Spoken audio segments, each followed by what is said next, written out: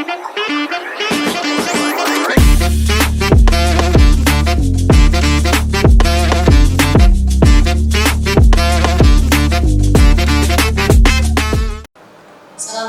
warahmatullahi wabarakatuh. Alhamdulillahirabbil alamin. Wabihi nasta'in wa ala umuri dunya waddin. Wassalatu wassalamu ala asyrofil anbiya'i wal mursalin sayyidina wa maulana Muhammadin wa ala alihi wa sahbihi thayyibin tahirin. Rabbi shrah li sadri wa yassir li amri wahlul 'uqdatam min lisani yafqahu qawli.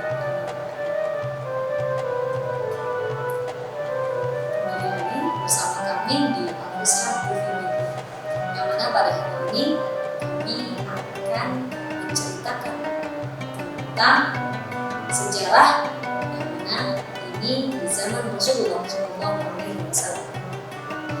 Ketika dakwah telah mengalami perkembangan besar, sudah pasti akan menyebabkan banyak musuh-musuh Allah yang marah. Dengan segala upaya, mereka akan menghambat laju perkembangan dakwah tersebut. Itulah yang pernah terjadi pada Ummul Mukminin, yakni Sayyidah Aisyah, di mana di saat perang fisik tidak mampu menghantam saf dakwah, maka upaya musuh-musuh Allah berpindah menuju perang bisnis. Kita tahu sendiri istilah tersebut dikenal dengan hadisul ifki atau isu yang tidak jelas.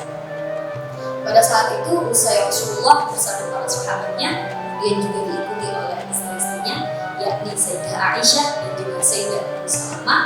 Beliau telah melaksanakan perang Bani Mustaliq. Pada saat itu perjalanan di malam hari, ternyata Sayyidah Aisyah tertinggal karena beliau terjatuh kalungnya atau yang akhirnya Sayyidah Aisyah kembali lagi ke perjalanan sebelumnya untuk mencari kalung yang hilang tersebut. Namun pada saat itu sama sekali Rasulullah dan para sahabatnya yang sudah lebih dahulu itu tidak mengetahuinya. Yang mengetahui ketika Sayyidah Aisyah tertinggal adalah sahabat Sofwan bin Mu'attal. Kenapa kok beliau mengetahui? Karena sahabat Sofwan bin Mu'attal waktu itu beliau berada di barisan paling belakang. Dan sahabat Sofwan ini tahu ada orang yang tertinggal. Mereka yang tertinggal adalah Sayyidah Aisyah. Kemudian beliau mencari, dan di situ dilihat Sayyidah Aisyah telah tertidur di jalanan.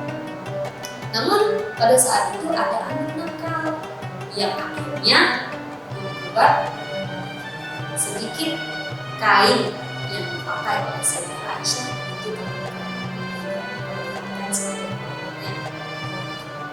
Namun pada saat itu sahabat Sofwan sama sekali tidak melihatnya. Akhirnya sudah beliau akhirnya berjalan berdua, sehingga pas beliau berjalan berdua kemudian menyusul Rasulullah dan juga para sahabatnya, akhirnya berjumpa. Namun pada saat itu akhirnya terjadi fitnah karena Sayyidah Aisyah tiba-tiba jalan dengan sahabat Sofwan. Dan akhirnya pada saat itu terjadilah isu yang tidak jelas. Bahkan ada Abdullah bin Ubay, Ra'isul Munafikin, yakni dia pemimpinnya orang-orang munafik, dia yang menyebarkan isu tersebut. Bahkan Rasul Sallallahu Alaihi Wasallam baina musaddiqin wa mukadzibin lima usyi'a anha. Akhirnya Rasulullah di situ mencerna di antara mana yang benar dan juga mana yang dusta.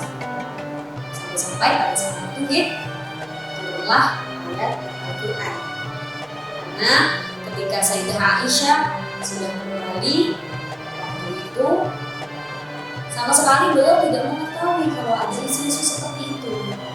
Akhirnya Sayyidah Aisyah karena kebetulan kembali dari perang Bani Mustaliq, Sayyidah Aisyah langsung sakit.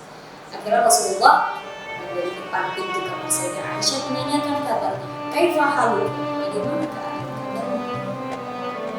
Dan Rasulullah langsung memberitahu bahwa bahwa yang terjadi atau isu-isu yang tidak jelas itu diberitahukan kepada Sayyidah Aisyah. Sayyidah Aisyah yang pada saat itu sedang mengalami badannya sedang sakit, dikabari seperti itu beliau tambah sakit, karena beliau meminta izin kepada Rasulullah untuk dibawakan pulang ke rumahnya, yakni ke rumah sahabat Abu Bakar, ayahnya beliau sendiri. Kemudian akhirnya Rasulullah memberikan izin kepada Sayyidah Aisyah. Saat Sayyidah Aisyah sudah dipulangkan ke rumahnya, pada setiap malam Sayyidah Aisyah selalu menangis karena tahu ternyata ada fitnah yang seperti ini. Akhirnya Rasulullah memberikan isyarat kepada para sahabat menengahi apa yang terjadi, isu apa yang tidak jelas.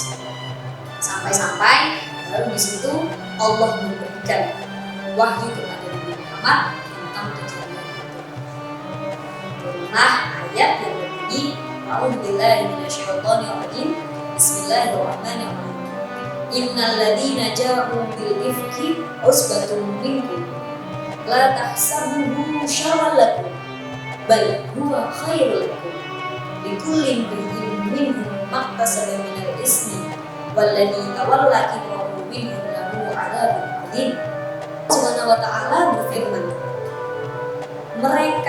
mengapa mereka yang menuduh itu tidak mendatangkan 4 orang saksi atas berita bohong itu? Jika mereka tidak mendatangkan saksi-saksi, maka mereka itulah di sisi Allah orang-orang yang besar. Dari situ berarti memang sudah teguran dari cerita bahwasanya Sayyidah Aisyah telah melakukan yang tidak dengan suami Sofwan, itu berita yang tidak bisa dibenarkan karena tidak ada persaksian sama sekali. Di situ Allah langsung menegur kepada Rasulullah yang adanya antastaghfirullah wa tatuba idza kana haqqan. Karena di situ Rasulullah meminta ampun, kemudian juga mendengar atau mendapatkan firman tersebut. Rasulullah sangat bahagia, Rasulullah sangat senang yang akhirnya Sayyidah Aisyah dibebaskan, tidak lagi tertekan dengan adanya isu-isu yang tidak jelas. Kemudian pada saat itu juga akhirnya Rasulullah memerintahkan untuk memberikan hak kepada orang yang menyebarkan isu tersebut. Yakni ada 3 orang, yang pertama adalah seorang Hamnah binti Jahsy dan juga Mistah bin Usasah dan juga Hasan bin Sabit. 3 orang inilah yang mereka memperjelas isu-isu tersebut. Yang lebih memperhatikan akhirnya mereka mendapatkan hak yakni berupa 80 jiwa. Dari sinilah bisa kita ambil hikmah bahwasanya apapun yang telah dikatakan orang lain, selama itu belum ada kejelasannya, belum ada kepastiannya, apalagi belum ada 4 orang saksi, maka isu tersebut atau pembahasan yang disampaikan orang lain itu belum benar adanya. Jadi kita jangan mudah untuk mengambil atau mengklaim informasi dari orang lain sebelum kita mengambil kejelasan. Mungkin itu yang bisa dapat kami sampaikan. Kurang lebihnya mohon maaf apabila ada benarnya dari Allah Ta'ala dan apabila ada salahnya dari kami sendiri. Unzur ma qala wa la tanzur man qala. Wassalamualaikum warahmatullahi wabarakatuh.